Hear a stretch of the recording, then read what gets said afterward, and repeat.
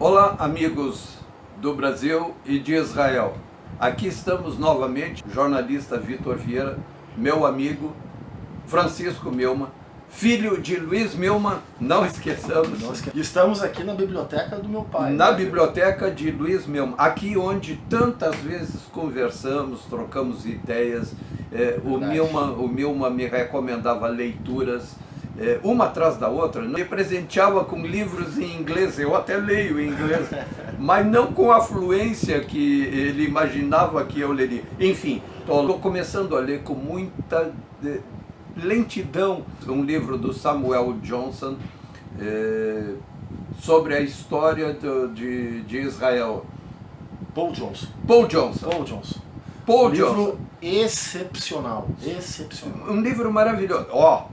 É um catatal. Bom, é que é uma pesquisa vasta, né? Sim, que ele faz. sim. Eu recomendo para quem quer entender, assim, mas é aprofundadíssimo. Tem que estar afiado. Já foi editado no Brasil, né? Sim. Existe em português. Existe em Tem português. Aqui, inclusive. Existe em português. E então vamos abrir esta edição da nossa conversa de hoje, assim meio extemporaneamente, fazendo esta sugestão.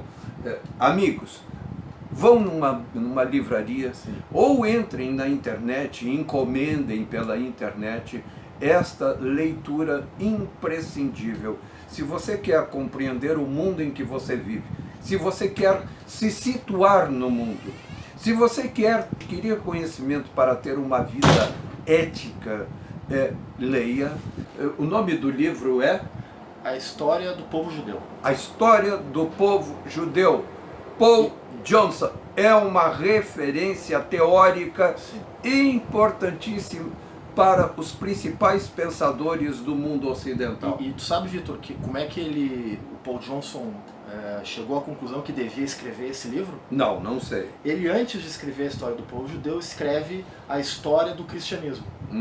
E ele, no decorrer da sua pesquisa, faz também um livro de envergadura do mesmo nível, um livro excelente, também recomendo. Ele chega ao final do livro e decide que é impossível compreender o cristianismo sem compreender o judaísmo. Mas sem sombra de dúvida, disso nós não temos nenhuma dúvida, e é uma das razões pelas quais, inclusive, nós, de tantas conversas que temos tido, resolvemos. Vamos falar sobre isto, Israel e o Brasil, os judeus e os brasileiros, porque ambos temos uma origem única, fundamental, que funda as nossas ordens existenciais. E então temos que resgatar isso tudo. Aí vai, minha gente, sugestão enfática que fazemos, eu e o Francisco. Leiam A História do Povo Judeu, de Paul Johnson. Além de que é muito bem escrito. Sim, é uma leitura agradabilíssima. É como um romance. Apesar de ser um livro com muitas páginas, em função da história ser muito rica, inevitável. E longa, e muito longa, compridíssima. Muito consistente. São 4.000 anos de história abordada ali. Ele vai até as origens dos patriarcas, não é?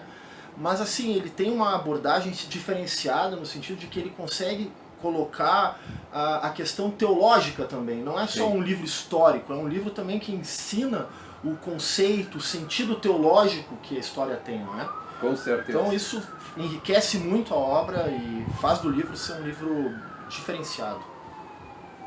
Falamos semana passada no vídeo primeiro que nós gravamos dessas nossas conversas semanais sobre a importância da vinda ao Brasil.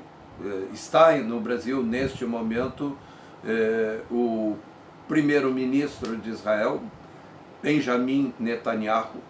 É uma visita inédita, a primeira vez que um primeiro-ministro de Israel vem ao Brasil, e ela é uma visita revestida de um simbolismo enorme, gigantesco.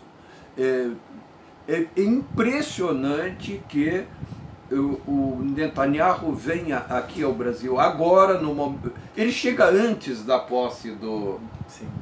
Ele nunca fez isso, eu acho, de passar tantos dias fora de Israel e inclusive sem uma grande pauta, não há tantas reuniões. Olha, gente, ele está lá no Rio de Janeiro, está num hotel ali no Leme, na divisa com Copacabana. Hoje é domingo, ontem, sábado à tarde, ele foi para a praia. Ele e a mulher dele, a Sara, foram para a praia. Dizem que eles estão encantados com a beleza do Rio de Janeiro. Ficaram lá na praia caminhando, lá cumprimentando tomando muita caipirinha. Ele foi jogar bola, bater bola ali com os banhistas, ali aquele pessoal que fica na praia. Né? Depois disso, foram a coisa mais malandra, mais carioca, mais fluminense, né? Foram para um quiosque ali na beira do mar ali, né? Ali no Leme, né? E ele sentou na mesa e comeu batatinha frita, siri na casca, caipirinha, a famosa Brahma, a Brahma brasileira, a velha Brahma. Estava ele ali com a Sara, tomando caipirinha, bebendo cerveja, comendo batata frita e siri na casca. Tem coisa mais brasileira do que isso? Não, ele está se abrasileirando. Ele veio para cá com tempo anterior à posse, sexta-feira. Saiu de Israel na quinta-feira. Sexta amanheceu no Rio, 11 horas da manhã, por aí, desceu o avião da El Al, lá no Galeão, seguiu para o hotel, ali na divisa de Copacabana com o Leme. 1h da tarde, deslocou-se pertinho dali para o Forte de Copacabana, onde teve um encontro com o Jair Bolsonaro. Primeiro encontro pessoal entre os dois. Um fenômeno de encontro. Sem dúvida. Um fenômeno de encontro. Como era sexta-feira... Sim. Shabat. Iniciando o Shabat. Entra o Shabat ao final do dia de sexta-feira. Isso. Ele convidou o Bolsonaro a ir à sinagoga. A sinagoga da comunidade chamada Keilat Yaakov. Isso, ali em Copacabana. Foi uma recepção assim calorosíssima, inacreditável a recepção aos dois dentro daquela sinagoga. E é simbólico que tenham tido um encontro dentro da sinagoga. Sim. É um encontro que remete às nossas origens. Eu vi o vídeo, mas eu não entendo hebraico. Tu entendes hebraico? Sim, acompanhei os discursos tanto do presidente eleito Bolsonaro quanto do primeiro-ministro Netanyahu, né? E posso dizer que foi emocionante, assim, a dimensão que é dada por Israel, não só um aliado, um parceiro diplomático, como as relações internacionais apregoam, mas está se fazendo um irmão, né? Esse foi o espírito do encontro, um espírito de irmandade, genuíno, né? O discurso do Netanyahu foi no sentido de dizer que estava muito gratificado pelo convite e pelo fato de Bolsonaro vir ao longo de sua campanha, se aproximando de Israel e fazendo tantos elogios a Israel. E o Israel vê no Brasil um parceiro na América do Sul e no mundo, não é? O Brasil é um país importante, afinal é a 5ª maior população do mundo. Israel identifica no Brasil um potencial aliado para suas ambições, não é? Diplomáticas de reconhecimento de Jerusalém como a capital de Israel. Mas eu acho que é mais do que isso, não é, o Francisco? E foi isto acentuado na sua fala na sinagoga em hebraico pelo Benjamin Netanyahu. Na verdade, Israel e o Brasil estão restabelecendo os laços de restauração de uma ordem original. Sim, o Netanyahu justamente menciona, ele tem esse diagnóstico que tu fazes, Vitor. Ele fala no seu discurso que ele está resgatando com o Brasil uma raiz, que ambos os países possuem uma raiz em comum. Então, a aliança que está sendo feita não homenageia simplesmente os projetos futuros, mas homenageia o passado. O resgate do passado, de uma gênese de uma civilização.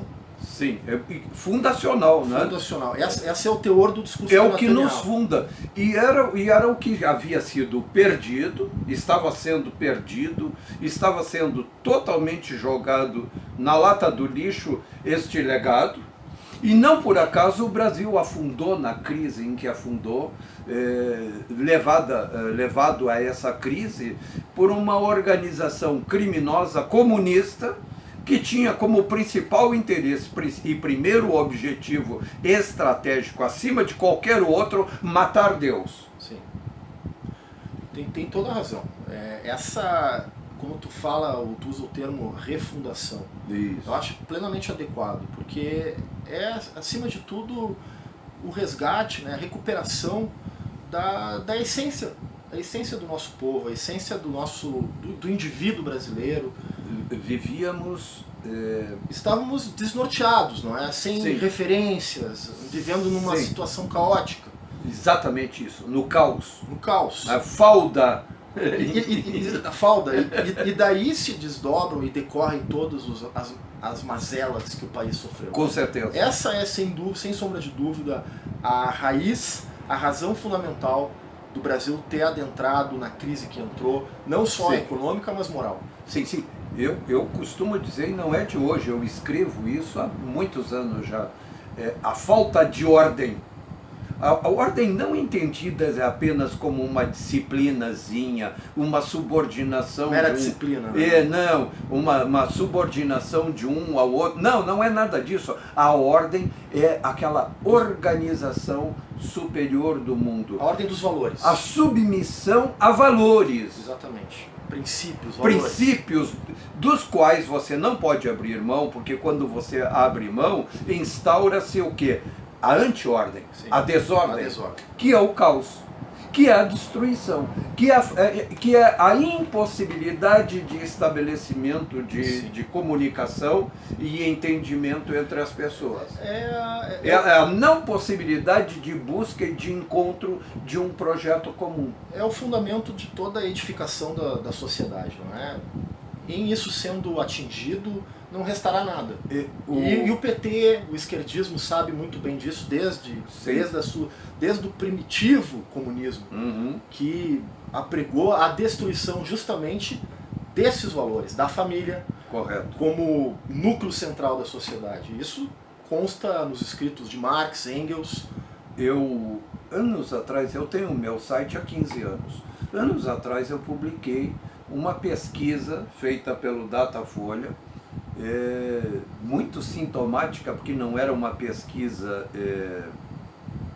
eleitoral, era uma pesquisa sobre costumes e sobre o pensamento. E foi uma coisa assim que deixou as esquerdas estupidificadas. Por quê? Estupidificadas. Por quê? Porque os brasileiros, em ampla maioria, coisa assim de 70%, declaravam-se, conservadores, 2, declaravam-se de direita, mas, entretanto, votavam no PT e votavam em partidos de esquerda e votavam em políticos esquerdistas. Como foi possível acontecer isso? Eu tenho um entendimento a esse propósito, a esse respeito. Isto aconteceu porque a esquerda corrompeu toda a organização partidária brasileira, toda ela, subordinou todos os partidos políticos, incluindo aqueles que se diziam de direita, estilo Partido Progressista, DEM e outras coisas do gênero, ao seu programa, com base em quê? Com base exclusivamente na cooptação pela corrupção. Sim. O que estava por trás disso? Entendimentos sobre divisão de botim, assalto às contas públicas, assalto ao erário, assalto ao Tesouro Nacional, vale dizer, assalto ao bolso dos brasileiros. Então o brasileiro era conservador, via-se de direita, votava em candidatos que supostamente o representariam como conservadores e direitistas, e entretanto esta gente no dia seguinte estava subordinada ao petismo. Sim. E o brasileiro sentia-se não representado. Concordo plenamente. Até que alguns fenômenos aconteceram. São coisas atualíssimas. Existência de redes sociais. Revolucionou tudo, né? Surgimento de uma liderança política que chegou e abraçou o discurso da direita, do conservadorismo. Pôde personificar isso. Sim, e as pessoas passaram a se identificar.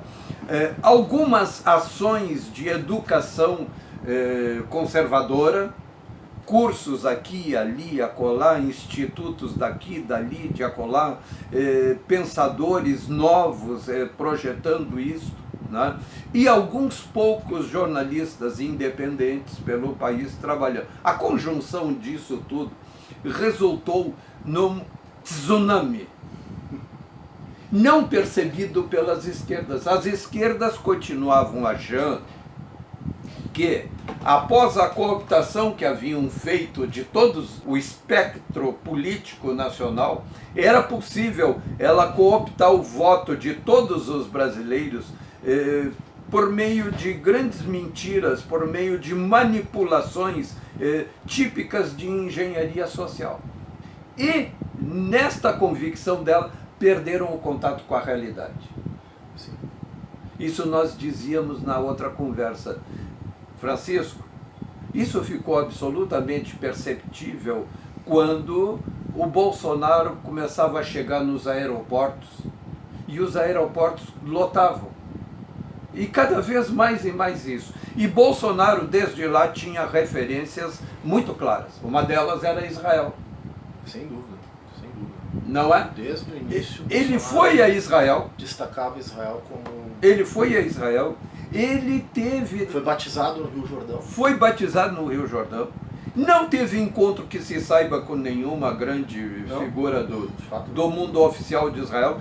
Ainda não era uma figura reconhecida. Né? Mas aquilo foi entrando cada vez mais no espírito do brasileiro, da nacionalidade, e ganhou tudo. Sim, foi um movimento autêntico, não é? Completamente. Um movimento genuinamente popular. Talvez o primeiro movimento popular genuíno que não envolvia uma militância organizada ou algum tipo de engenharia política de massa. Foi um movimento popular como não se viu no Brasil, talvez até então. Eu diria que foi um momento de redescoberta. Concordo. Né, de refundação, porque o brasileiro finalmente encontrou, esse me representa. Sem dúvida. Porque o que mais se via nas redes sociais eram as pessoas dizendo, esse não me representa, não sou representado por esse, por aquele, mas de repente apareceu esse me representa. E esse é o que? Esse é a encarnação de uma série de princípios. E não por acaso, tão logo, por exemplo, o Bolsonaro, e ele já dizia isso durante a campanha eleitoral, e reafirmou assim na noite assim em que ele foi declarado eleito, e ele disse, conhecereis a verdade. Sim. E a verdade vos libertará. De onde é que isso foi tirado, Francisco? Isso está na Bíblia, né? Está na Bíblia. Eis que ele cita o quê? O documento básico, fundacional. Sim. E tudo isto está por trás desta visita do Benjamin Netanyahu ao Brasil, onde ele fica aí ociosamente, entre aspas, ele não está ocioso, mas ele está se incorporando à vida brasileira, né, de uma maneira notável, e mostrando o quanto tem de comum estas duas nossas nações, estes dois povos, esta cultura fundante. Sem dúvida. Não, e Vitor, para mim, faço esse registro, é de uma importância particular. Sim. Imensa, não é? Eu fico duplamente alegre com essa aproximação entre Israel e Brasil, porque sou brasileiro e israelense. Sim. Nasci em Israel e sou de pais brasileiros, filhos de pais brasileiros. E tenho uma relação com os dois países umbilical. E sempre, posso dizer assim, imaginei uma situação em que o Brasil estivesse ao lado de Israel, mas nunca pude imaginar tamanha proximidade. Quer dizer, supera as minhas expectativas. Sim, sim. Então, o grau de alegria, gratificação que eu sinto, e acredito que todo judeu sente por ver o seu país, o Brasil, que nós também amamos, como patriotas que somos, está se aproximando de Israel, que tem tanto a dar para o Brasil. E analisando isso de uma maneira muito pragmática. Israel tem tanto a doar, tanta coisa que o Brasil pode se beneficiar. E afora isso, com essa intensidade, como nós relatamos aqui, que envolve tudo isso que tu acabaste de descrever, essa ligação ancestral que nós temos, é um motivo de uma alegria imensa para mim. Então, comentei contigo, fico imaginando, infelizmente, meu pai não pôde estar vivo para ver isso. Pois é. Mas ele, sem dúvida, lá em cima está festejando, alegrecíssimo também. Sim, tanto ele escreveu, tanto ele produziu, tanto ele pensou, tanto ele transmitiu de conhecimento. Como é que está lá ativo o blog dele, não está? Acredito que sim. Precisamos indicar a nossos amigos que nos veem, nos ouvem aqui nesses nossos papos, faremos isso, para que leiam os textos publicados por Luiz Meira.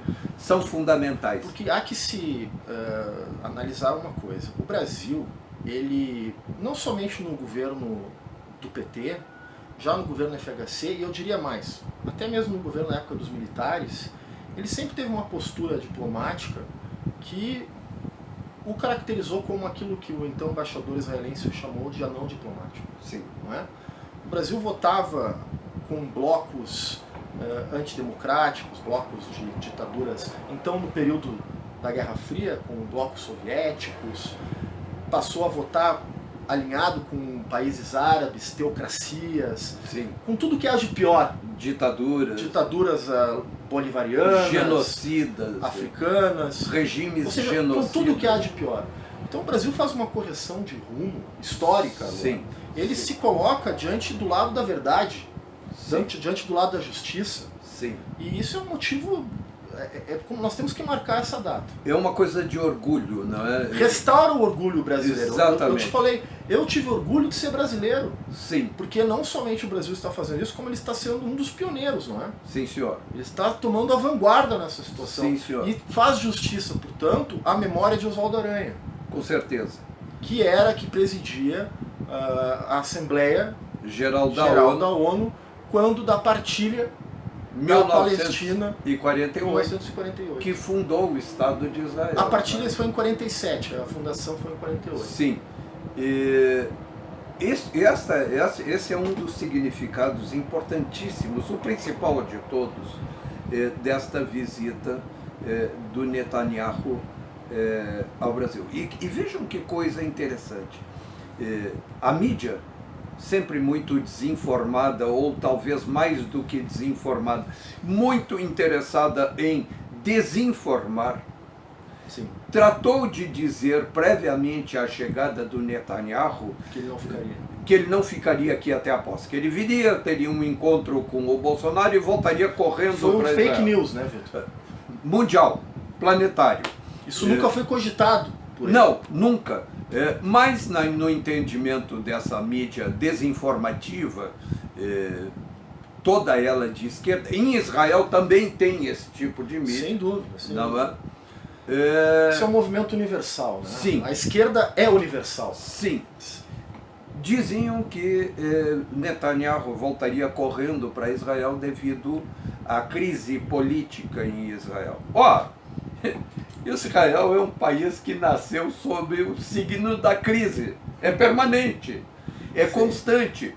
Falávamos agora, um pouco antes de começarmos aqui essa nossa conversa de hoje. Olha, tu relatavas que tinhas tido hoje um contato com uma brasileira que mora Sim. em Israel e que tem a possibilidade de se transformar uma parlamentar agora. Sim, né? tem muita chance. conversaste com ela hoje, neste domingo pela manhã. Muito bem. E eu dizia, pegaste lá com ela, o contato com ela via WhatsApp, por quê? Porque em Israel é o seguinte, todo israelense praticamente tem um celular, até as crianças, né? Porque todo mundo é mobilizável em Israel a qualquer instante por celular. Todo mundo é avisado instantaneamente, olha, está ocorrendo um ataque, tá isso, apresente-se na sua unidade militar, corra para dentro do bunker para se proteger de bombas, atentados, enfim. Né? Então Israel é um país em prontidão. Correto. Prontidão permanente. Israel é a única democracia existente no Oriente Médio. A única, não tem nenhum outro país com alguma vida regular democrática como... Com respeito a garantias individuais elementares como a Israel. Impressionante. E olha... É o único lugar que se pode exercer a liberdade religiosa em todo o Oriente Médio, onde os cristãos são bem acolhidos. Os árabes. Árabes, que são 15%, 20% dos árabes em Israel são cristãos, não são muçulmanos. Não, mas eles são mais do que isso da população israelense. Não, os árabes representam 20% da população de Israel. Veja só. Os árabes desfrutam de plena e completa liberdade religiosa. Política. Tem um partido árabe no Knesset, Sim, eles possuem, Congresso. São 7 parlamentares árabes no Congresso de Israel. Os árabes têm o árabe como uma... Agora, até o ano passado, o árabe era uma língua oficial de Israel. Ele foi agora foi colocado numa categoria diferente. Agora somente o hebraico é língua oficial. Antes o inglês, o árabe também era. Agora somente o hebraico, com a lei, que foi a polêmica lei que diz que Israel é um Estado eminentemente judeu. Uhum.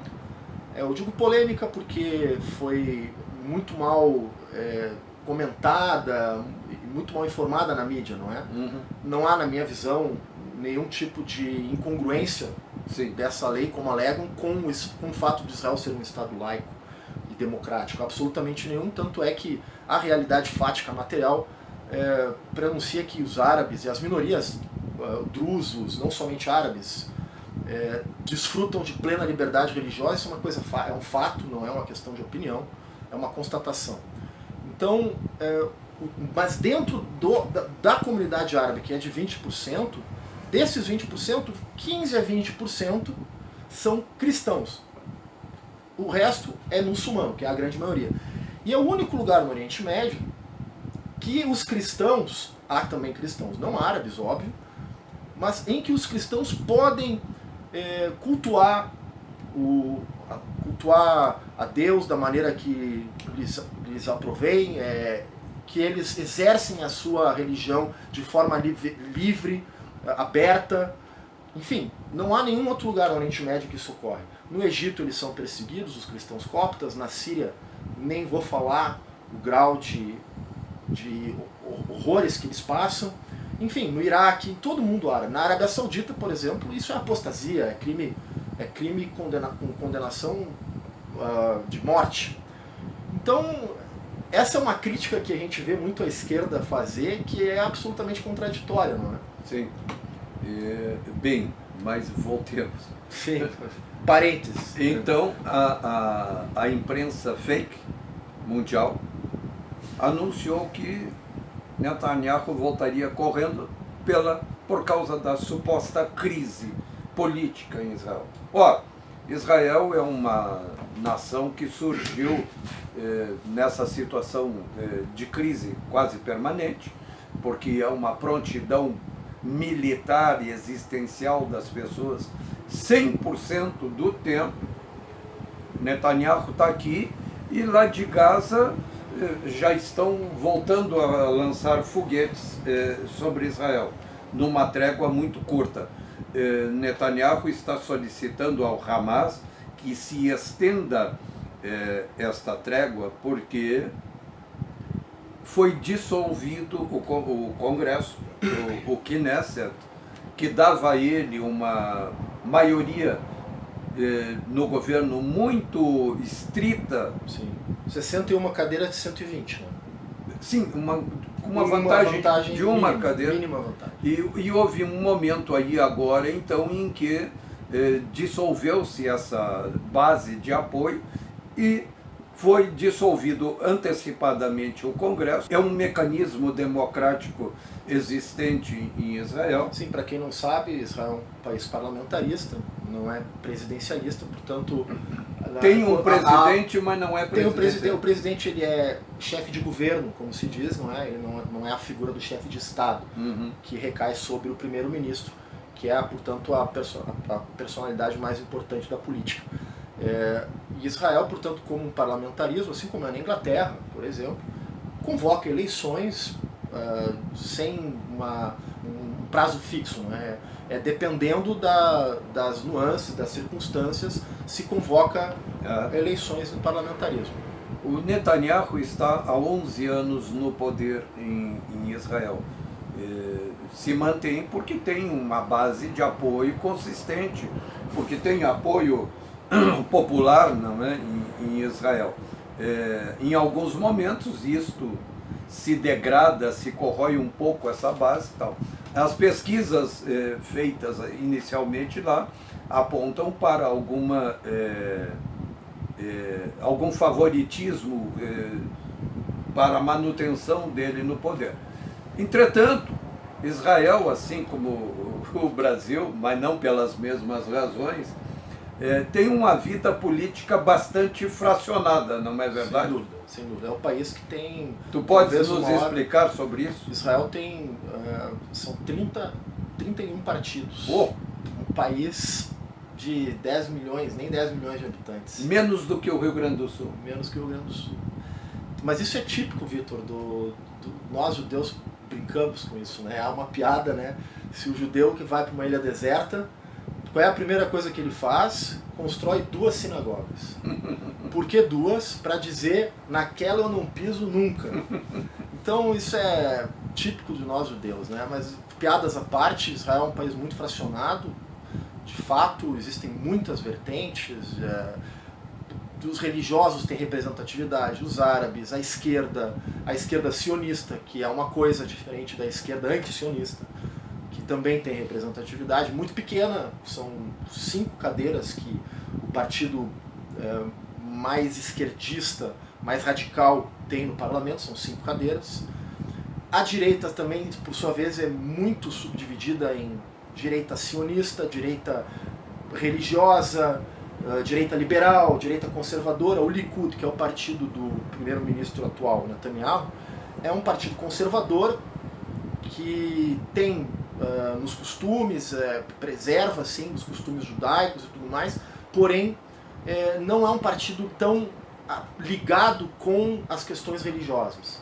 Ele faz sim alianças, eventualmente, com os religiosos, há em suma muitos alinhamentos, mas houve casos que os religiosos fizeram oposição ao Likud. Então há, entretanto, um partido de direita, o chamado Israel Beitenu, do Avnor Lieberman, que é um partido já extremamente antirreligioso, mas que também é altamente sionista secular. E, então todas essas subdivisões dão vazão a toda essa complexidade que diz respeito à política israelense. No caso atual, o que acontece é que saiu da coalizão do Netanyahu o Avnor Lieberman, este que mencionei, chefe do Israel Beitenu. Israel Beitenu significa Israel Nossa Casa. Esse partido é um partido que foi fundado no início da década de 90 por russos que migraram da União Soviética, quando se desfaz a União Soviética, e esses, portanto, têm essa representatividade muito importante nesses 20% da população israelense descendente de russos. Mas é um partido, por sua vez, totalmente antagônico a questões mais religiosas, tradicionais. E ele saiu da coalizão, saiu com suas 6 cadeiras, fazendo com que ficasse mais frágil. Acredito que essa seja a razão para a convocação das eleições. A causa da saída é que o Lieberman foi contrário ao acordo de cessar-fogo com o Hamas na última crise que houve. Sim, aquela crise das cercas, e especialmente porque aquele comando israelense que entrou clandestinamente em faixa de Gaza e lá liquidou com a direção militar, né, do Hamas, a alta direção militar do Hamas, perdeu um dos seus membros, um coronel do exército israelense que foi abatido, mas os companheiros carregaram o corpo de volta para Israel, e o Lieberman queria que houvesse uma continuidade daquele confrontamento, né? O Netanyahu disse, não, vamos encerrar por aqui. Sim. Não é? É que a crítica do Lieberman é que Israel vem se sujeitando a um fundo de verdade, no que consiste a única estratégia palestina, seja do Fatah, seja do Hamas. O Fatah, a organização da libertação da Palestina, liderada por Abu Mazen, né? Uhum. Que na minha visão é tão terrorista quanto o Hamas. Há aqui apenas uma divergência política entre eles. Um é laico, o outro radical religioso, porém ambos têm como mecanismo de ação política o terrorismo. Uhum. Tanto é que o Fatah remunera, não é, famílias de terroristas até Sim. hoje e faz propaganda dos mártires, tanto quanto o Hamas. Uhum. Então isso apenas demonstra que Israel de fato não tem nenhuma liderança palestina, um parceiro para conversação de forma alguma. Toda a política palestina consiste fundamentalmente na extorsão, que é em qualquer eventual demanda jogar míssil em Israel, sequestrar, fazer atentado terrorista, para com isso conseguir algum tipo de cessar-fogo e alguma concessão. Essa é a essência da política palestina. E extorsão que ela faz dos dois lados, é uma extorsão múltipla, extorsão contra Israel e extorsão contra o próprio mundo árabe que o financia. Sim. Não é? Isso é uma coisa notável. Para concluirmos este bloco, o Francisco, sobre as eleições em Israel, então 31 partidos estão concorrendo lá, nos explica isso. Sim, acontece assim, Israel pode dividir a política israelense em 3 blocos, assim, digamos assim. Tu tem um bloco religioso, tá 4 blocos, 4 blocos seria mais correto. Tu tem o bloco religioso, tu tem a direita, tu tem a esquerda e tu tem o bloco árabe. O bloco árabe, por razões óbvias, se alia com a extrema esquerda em Israel, faz há muito tempo oposição. Tu tem a esquerda, dentro da esquerda tu tem a esquerda sionista, que é o Avodá, o partido que foi a maior parte da história de Israel na sua existência, o partido que liderou, que governou Israel, o partido que fundou Israel. Ben-Gurion, o primeiro premier israelense, era do Avodá.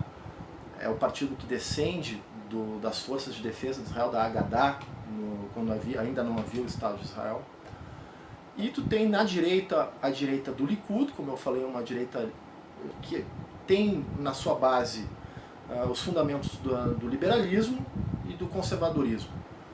Mas tu tem uma direita sionista, uma direita que ela entende que a religião é importante, mas ela não é a parte alheia à sociedade. É o que a gente chama em Israel de leumi.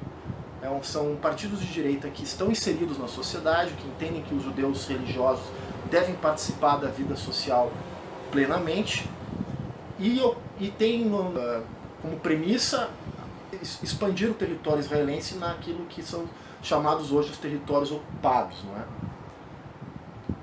Fixar novos aldeamentos, Sim, populacionar, exatamente. Tu tem os partidos religiosos eles têm uma divisão entre os sefaradim, que são os judeus que provêm do mundo árabe, judeus que foram expulsos do mundo árabe no ano 1950, em retaliação à fundação do Estado de Israel. Ali havia 1 milhão de judeus que moravam no mundo árabe. na África do Norte, que vieram da Espanha, Sefarad, é Espanha em hebraico, portanto judeu sefaradi, que vem da Espanha. Lá na época da Inquisição, esses judeus têm o maior partido religioso, o Chas, que hoje tem 7 cadeiras, e o partido religioso ele compõe, dependendo do contexto, da circunstância, tanto com a direita quanto a esquerda, ele vai avaliando qual deles concede aquilo que para eles é fundamental, que é a isenção quanto ao serviço militar. Então esse é o carro-chefe desses partidos. Alguns que chamam de privilégios, como bolsas para estudantes de Torá. Isso é uma questão muito polêmica em Israel. Agora isso passa a ser determinante nas eleições, porque em 2017 houve uma decisão da Suprema Corte dizendo que os religiosos deveriam servir. Daí decorre uma série de protestos agressivos, né? E isso é uma situação realmente muito polêmica. Muitos judeus não religiosos condenam esse que eles chamam de privilégio. Os religiosos, por sua vez, os religiosos afirmam que exercem um papel para o Estado de Israel fundamental, que é a manutenção do estudo religioso, que se não fosse feito por eles não seria mais feito, e que é tão importante para Israel os tanques, os aviões, o exército, é tão importante quanto isso o estudo permanente da Torá, que este é de fato o grande escudo de defesa de Israel. Então tem que se entender, né, a perspectiva deles. Apenas analisar de fora, como a maioria das pessoas fazem, nos leva a ter uma compreensão equivocada desse caso. Sim, sim, sim. Mas atualmente o que importa é que as pesquisas dizem que o Benjamin Netanyahu é o favorito, porém surge agora uma nova liderança em Israel, é fundado um partido, o nome dele é um general da reserva, o nome dele é Benny Gantz, e ele funda um partido chamado Israel Resilience, Resiliência Israelita. E esse é apontado como um possível candidato que possa bater de frente, formar um novo governo. As expectativas, como eu falei, são de que Netanyahu seja reeleito, mas não se pode subestimar a força desse candidato que é novo no cenário político. E Israel, pelo fato do desgaste natural, né, de Netanyahu já estar há 11 anos consecutivos, sendo que ele já havia governado em 97 a 99, não é? Então ele tem 13 anos de mandato, no fim das contas. É um desgaste natural, há muita perseguição ao Netanyahu por parte da imprensa. A imprensa faz com ele algo semelhante, talvez, com o que foi feito com o Bolsonaro aqui. Ele não é um queridinho, a imprensa em Israel também tem um viés esquerdista, mesma narrativa que nós conhecemos aqui, isso parece ser universal. Perdão, desculpe eu te interromper. Eu leio toda a imprensa, o máximo que eu posso da imprensa de Israel diariamente. Eu juro para você, eu tenho uma certa dificuldade de ler os textos do Haaretz, por exemplo. O Haaretz é o emblema da imprensa de esquerda, não é? Sim. Ele é o New York Times de Israel, ou a Folha de São Paulo, digamos assim. Meu Deus! Definitivamente não é uma fonte de informação confiável, ao meu ver. Eu prefiro Yedid Aharonot, sim, por exemplo, o Jerusalem Post, são jornais muito mais confiáveis. Sim, sim. Prossiga. Não, então, para finalizar, eu entendo que a situação Quem é a aliada com o general Benny Gantz na fundação desse novo partido? Uma deputada que foi ministra do Netanyahu, ela se dissipou. Sim.